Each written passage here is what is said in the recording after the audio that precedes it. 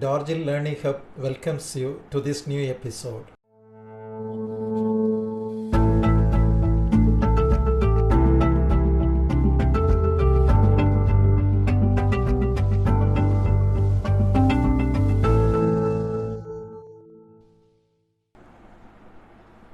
Today we are going to study about the Zeeman effect.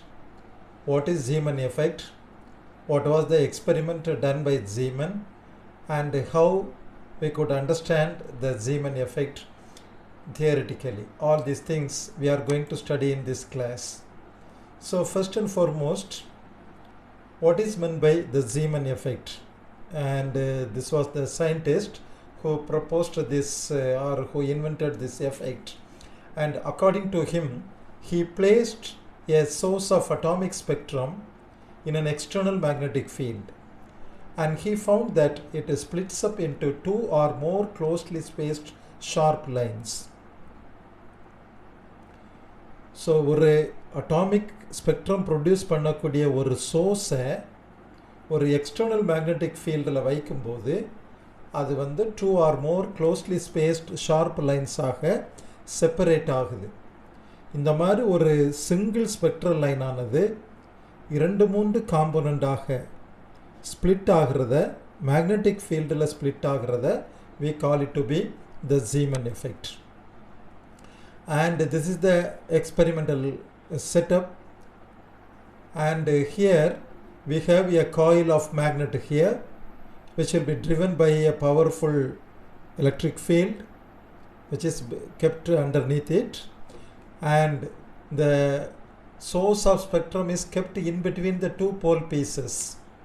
இந்த ரெண்டு போல் பீஸுக்கு இடையில் அந்த source of spectrum ஆனது இருக்குது, which is cesium arc அல்லது neon lamp.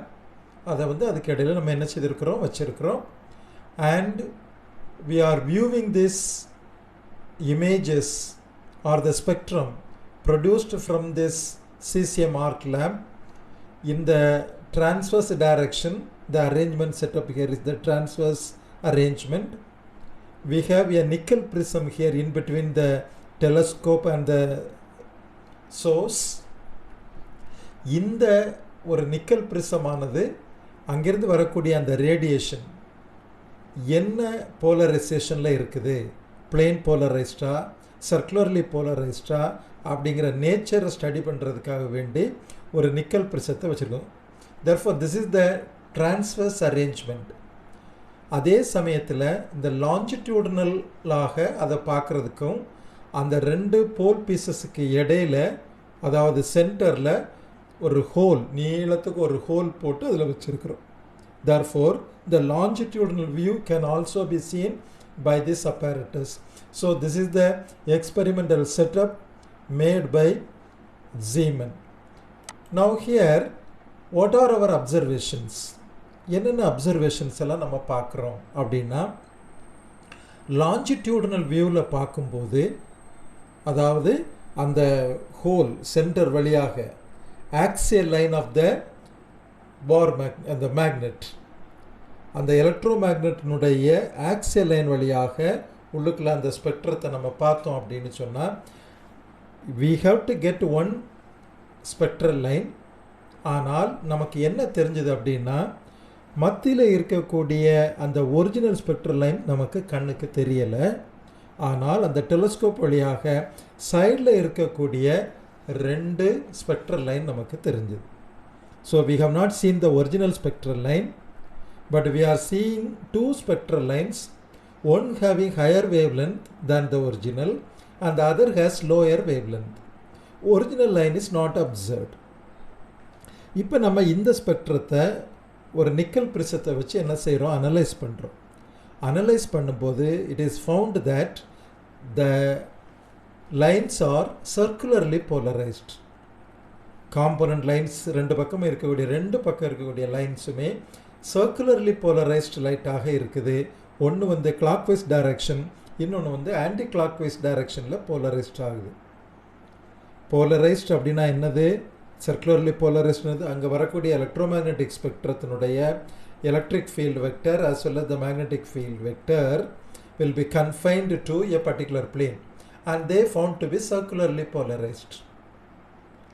This is the observation. Transverse viewல பார்க்கும்போது அந்த original spectral line is split up into 3 spectrum. One original line at the same position, ரெண்டு பக்கம் ரெண்டு காம்போனன்ட் லைன்ஸ் இருக்கிறத observe பண்ணுறோம். இதை நிக்கல் பிரிசத்து வழியாக அனலைஸ் பண்ணி பார்க்கும்போது component lines are plane polarised, outer with the E vector perpendicular to the magnetic field and the central line parallel to the magnetic field. Electromagnetic radiation உடைய E vector ஆனது plane polarized ஆக இருக்குது. That means the vibrations of the E vector will be confined to a particular plane. அந்த magnetic field எந்த டைரக்ஷனில் இருக்குதோ அதுக்கு பெர்பெண்டிகுலராக E vector ஆனது இருக்குது அவுட் சைடில் இருக்கக்கூடிய ரெண்டு காம்போனன்ட் லைன்ஸுக்கும். சென்ட்ரல் லைனில் இருக்கக்கூடிய அந்த ஸ்பெக்ட்ரத்தினுடைய E vector is parallel to the magnetic field ஆக இருக்கிறத the scientist வந்து அப்சர்வ் பண்ணுறோம். So these are the observations made by Zeeman. Now we have to understand why it happens, how it happens. இது எப்படி நடைபெறுது அதான் இங்கே போட்டிருக்கிறோம். When a transition is taking place from 2p to 1s, 2p ஸ்டேட்டில் இருந்து 1s ஸ்டேட்டுக்கு போகும்போது நமக்கு வந்து ஒரே ஒரு ஸ்பெக்ட்ரல் லைன் தான் நார்மலாக நமக்கு கிடைக்கும் without the magnetic field. Magnetic field இல்லை அப்படின்னு சொன்னால் நமக்கு ஒரே ஒரு ஸ்பெக்ட்ரல் லைன் தான் அங்கே கிடைக்கும். ஆனால் அந்த சோர்ஸை ஒரு மேக்னெட்டிக் ஃபீல்டில் வச்சோம் அப்படின்னு சொன்னால் இந்த ஸ்டேட் 2p ஸ்டேட் ஸ்பிளிட்ஸ் அப் இன்டு 3 ஸ்டேட்ஸ், 3 ஸ்டேட்டாக அது வந்து ஸ்பிளிட் ஆகுது. அப்போ அந்த 3 ஸ்டேட்லேருந்து இங்கே வரும்போது நமக்கு 3 ஸ்பெக்ட்ரல் லைன் வந்து நமக்கு கிடைக்குது. இது ஏன் இந்த மாதிரி ஸ்ப்ளிட் ஆகுது? Why the energy level is splitting up. இந்த எனர்ஜி ஆனது ஏன் ஸ்ப்ளிட் ஆகுது? 2p ஸ்டேட்னுடைய எனர்ஜி லெவல் 3 லெவலாக மேக்னெட்டிக் ஃபீல்டில் வைக்கும்போது ஸ்ப்ளிட் ஆகுது. ஒய் இட் ஹேப்பன்ஸ் அப்படிங்கிறத பார்த்தோம் அப்படின்னு சொன்னால் திஸ் இஸ் த எக்ஸ்பிளனேஷன். அந்த எலக்ட்ரான் 2p ஆர்பிட்டில் இருக்கக்கூடிய எலக்ட்ரான் அந்த 2p ஆர்பிட்டில் சுற்றி வரும்போது it gives rise to a magnetic moment. ஏற்கனவே நான் இதுக்கு முன்னாடி உள்ள பல எபிசோடில் சொல்லியிருக்கிறேன். A moving charge produces a magnetic field. ஒரு சார்ஜ் வந்து மூவ் ஆச்சுன்னா மேக்னெட்டிக் ஃபீல்டு உண்டாகுது. It acts as a tiny magnetic dipole. ஒரு சின்ன மேக்னெட் மாதிரி அது ஆக்ட் பண்ணும். அப்போ அந்த மேக்னெட்டுக்கு ஒரு மேக்னெட்டிக் மொமெண்ட் உண்டு. அந்த மேக்னெட்டிக் மொமெண்ட்டை நம்ம மியூ அப்படிங்கிற எழுத்துனால குறிப்பிடுறோம். இதெல்லாம் நம்ம already we have seen that. அப்போ 2p ஆர்பிட்டில் இருக்கக்கூடிய எலக்ட்ரான் சுற்றி வரும்போது ஆர்பிட்டல் மோஷனில் வரும்போது அதுக்கு ஒரு மேக்னெட்டிக் மொமெண்ட் உண்டாகுது. That magnetic moment is represent by the equation mu equal to -E/2m × L. இந்த மேக்னெட்டிக் மொமெண்ட்டும் நம்ம வெளியிருந்து அப்ளை பண்ணக்கூடிய அந்த எலக்ட்ரோ மேக்னெட்டிக் ஃபீல்டு அப்ளை பண்ணுறோம் இல்லையா, அந்த 2 ரவுண்டாக காயில் வச்சுருக்கிறோம் இல்லையா, அந்த காயில் வழியாக உண்டாகக்கூடிய அந்த magnetic field external magnetic field B which is acting along the Z direction. Z டைரக்ஷனில் ஆக்ட் பண்ணக்கூடிய அந்த எக்ஸ்டர்னல் மேக்னெட்டிக் ஃபீல்டும் இந்த மேக்னெட்டிக் ஃபீல்டும் எலக்ட்ரான் சுற்றி வர்றதுனால உண்டாகக்கூடிய அந்த மேக்னெட்டிக் ஃபீல்டும் மியூ அப்படிங்கிற அந்த மேக்னெட்டிக் ஃபீல்டும் இன்டராக்ட் பண்ணி they gives rise to a perturbing Hamiltonian operator H'. இந்த ரெண்டும் இன்டராக்ட் பண்ணும்போது ஒரு எனர்ஜி அங்கே வந்து நமக்கு டெவலப் ஆகுது. எனர்ஜி பெர்டர்ப்டு எனர்ஜி, அதாவது அதனுடைய எனர்ஜி லெவலில் கொஞ்சம் சிறிய மாற்றம் ஏற்படுது. பெர்டர்ப்டு ஒரு சின்ன ஒரு மாற்றம் ஏற்படுது, ஒரு சேஞ்ச் ஏற்படுது. That gives rise to a Hamiltonian operator H'. இதை வந்து குவாண்டம் மெக்கானிக்கலாக நம்ம இதை என்ன செய்கிறோம், எக்ஸ்பிளைன் பண்ணுறோம். That Hamiltonian operator H' will be equal to -μ.B. What is that perturbed Hamiltonian operator? Change in the energy level. அந்த இன்டராக்ஷன்னால ரெண்டு மேக்னெட்டிக் ஃபீல்டு இன்டராக்ட் பண்ணுறதுனால அங்கே ஒரு எனர்ஜி லெவலில் கொஞ்சம் மாற்றம் ஏற்படுது. அது எவ்வளவு எனர்ஜி லெவல் மாற்றம் ஏற்படுது அப்படிங்கிறத that first order interaction using this operator, the first order interaction energy is calculated by the equation delta E equal to integral psi star h dash psi d tau. இது ஷார்டிஞ்சர் wave equation. இந்த wave equation நமக்கு solve பண்ணும்போது எனர்ஜியில் எவ்வளவு மாற்றம் ஏற்படுகிறது அப்படிங்கிறது நமக்கு தெரிய வரும். Substituting the value of h dash, simplifying, we get it to be EHB divided by 4 pi m into ml. Integral psi star L psi d tau will give you h cross ml. H cross will be equal to h by 2 pi. Therefore, substituting these values, we get it to be delta E will be equal to EHB divided by 4 pi m into ml. ml is the quantum number associated with the orbital angular momentum. And now here, since this is due to the magnetic moment, we call it to be ml. This magnetic moment is due to the orbital angular momentum. That's why ml. Otherwise, if it is due to spin, it is ms and so on. Therefore, the energy level corresponding to the magnetic quantum number is ml1. First level, we can write it down the equation as E1 will be equal to E10 plus delta E1 dash. E1 dash, delta E1 dash is the perturbed energy. Similarly, for the another magnetic quantum number ml2, we get this above equation. Subtracting the 2, E2 minus E1 will give you this final expression. Nu will be equal to nu 0 plus EB by 4 pi m into ml. Therefore, nu is the original spectrum, frequency of the original spectrum, nu 0 plus the perturbed frequency EB by 4 pi m into ml, and that will be the new frequency. If it is subtracted, then you will have the lower wavelength. If it is added, you will have the higher wavelength, and so on. Applying the selection rule for the transition, for delta ml will be equal to 0 or plus or minus 1, that transition alone will be allowed. Rest of the transitions will not be allowed.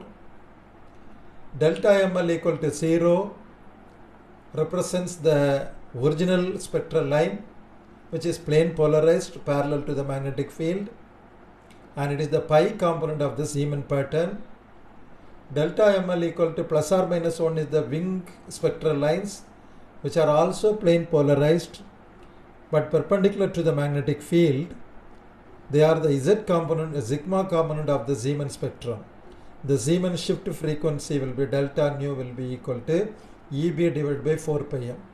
Now from the diagram which I had drawn here, you can easily understand how it happens.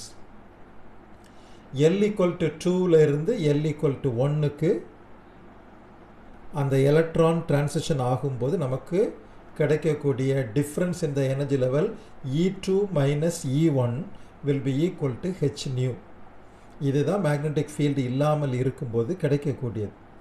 Magnetic field apply பண்ண உடனே நம்ம முன்னாடி பார்த்தது போல, தியரியில் பார்த்தது போல, it splits up like this. L equal to 1 அப்படிங்கிற இந்த லெவல் எனர்ஜி லெவலானது 3ஆக ஸ்ப்ளிட் ஆகுது, 3 லெவலாக ஸ்ப்ளிட் பண்ணுது. மேலே இருக்கக்கூடியது 5 லெவலாக ஸ்ப்ளிட் ஆகுது. எப்படி இது 3 அது 1? ml can take 2l plus 1 values. ml இங்கிற இந்த குவாண்டம் நம்பர் எத்தனை வேல்யூஸை எடுக்கும் என்றால் 2l plus 1 வேல்யூஸ் எடுக்கும். 2l plus 1, l equal to 1 means 2 into 1, 2 plus 1 equal to 3. So ml can take 3 values. What are they? It takes the values of plus L to minus L including 0. This is what we have already studied in the episode of vector atom model. ML can take 2L plus 1 values ranging from plus L to minus L including 0. Therefore, when L equal to 1, ML can take 3 values, that is ML equal to plus 1, 0 and minus 1. When L equal to 2, ML can take 2L plus 1 values, 2 into 2, 4 plus 1, 5 values ranging from plus 2 to minus 2 in steps of unity, 2, 1, 0, minus 1 and minus 2. So it takes 5 sublevels. So and this takes 3 sublevels. இப்போ அங்கேருந்து நமக்கு transition நடக்குது. ஒவ்வொரு இதில் இருந்து இங்கே உள்ள 3 லெவலுக்கு 3 லைன் வரணும். நீங்கள் சும்மாவுக்கு எல்லா கோடையும் நம்ம போட்டு பார்த்தோம் அப்படின்னு சொன்னால் ML ஈக்குவல் டு மைனஸ் 2லேருந்து ML ஈக்குவல் டு மைனஸ் 1க்கு ஒரு கோடு, ML ஈக்குவல் டு மைனஸ் 2லேருந்து ML ஈக்குவல் டு 0க்கு ஒரு கோடு, ML ஈக்குவல் டு மைனஸ் 2லேருந்து ML ஈக்குவல் டு 1க்கு ஒரு கோடு. இப்படி 3 கோடுகள் நம்ம அங்கேருந்து என்ன செய்ய வேண்டியது வரும், போட வேண்டியது வரும். ஆனால் இங்கே நமக்கு வந்து ஒரே ஒரு கோடு மட்டும்தான் அலௌடாக இருக்குது. பாருங்கள், இந்த படத்தை பார்க்கும்போது ஒரே ஒரு கோடு, அதாவது ML ஈக்குவல் டு மைனஸ் 2லேருந்து ML ஈக்குவல் டு மைனஸ் 1க்கு வரக்கூடிய அந்த ஒரு கோடு மட்டும்தான் அலௌடாக இருக்குது. மீதி இருக்கக்கூடிய 3 கோடு அலௌடு இல்லை. ஏன் அலௌடு இல்லை? That is the selection rule. இந்த கண்டிஷனை சாட்டிஸ்ஃபை பண்ணுறது மட்டும்தான் allowed. ML equal to delta ML equal to 0 plus 1 அல்லது மைனஸ் 1. இப்போ மைனஸ் 2லேருந்து மைனஸ் 1க்கு வரும்போது டிஃப்ரென்ஸ் கண்டுபிடிப்போம். அந்த ரெண்டுக்கும் இடையில் உள்ள difference will be equal to minus 1. Minus 2 minus of minus 1 equal to minus 1. Therefore, இப்போ இங்கே இருக்கக்கூடிய டிரான்சிஷன் வந்து 1, ஷிஃப்ட் டெல்டா ML வந்து 1. மைனஸ் 2லேருந்து மைனஸ் 1க்கு வரும்போது அது நம்ம பண்ணுறோம்.